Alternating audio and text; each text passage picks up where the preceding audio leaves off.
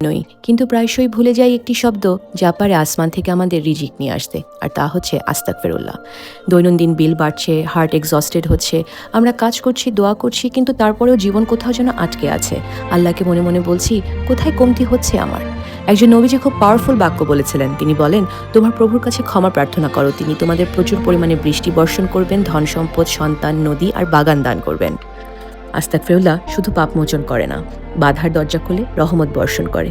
তাই জীবন যখন শুকনো হবে, তার পিছনে না ছুটে বিরতি নিন, ফেরত আসুন ইমানে, আর বলুন আস্তাগফিরুল্লাহ, আস্তাগফিরুল্লাহ, আস্তাগফিরুল্লাহ। নিজের জীবনে যখন বিপদ আসে, আমরা বলি আল্লাহ পরীক্ষা নিচ্ছে, কিন্তু ওই বিপদটা যদি অন্যের জীবনে আসে, আমরা বলি পাপের বিচার হচ্ছে। আস্তাগফিরুল্লাহ। সবার জীবনেই পাপ আছে, কেউ বুকে হাত দিয়ে বলতে পারবে না সে কোনোদিন পাপ করেনি।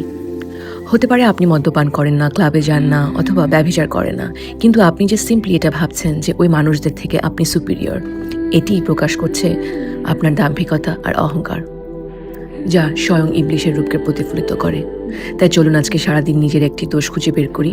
কারোর সাথে শেয়ার করা দরকার নেই, শুধু নিজের দোষটিকে সংযম করার চেষ্টা করি। আয়নার সামনে দাঁড়িয়ে নিজেকে একবার জিজ্ঞেস করি, কি কি দোষ আছে আমার জীবনে। তখনই বোঝা যাবে কত পাতা শেষ হবে লিখতে লিখতে।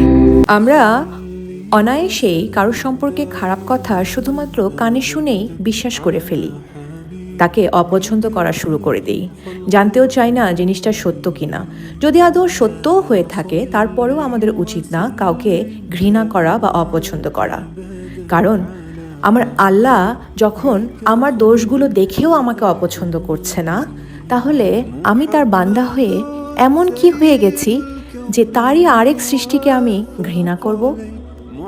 আজকে আমার রমজানের তৃতীয় উইশ এটি, আজকে সারা দিনেও যদি আপনি একজন সম্পর্কেও কোনো খারাপ কথা শুনেন বা চোখেও দেখেন কেউ খারাপ কাজ করছে, তাকে ঘৃণা করবেন না।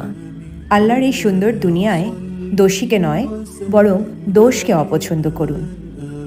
আমি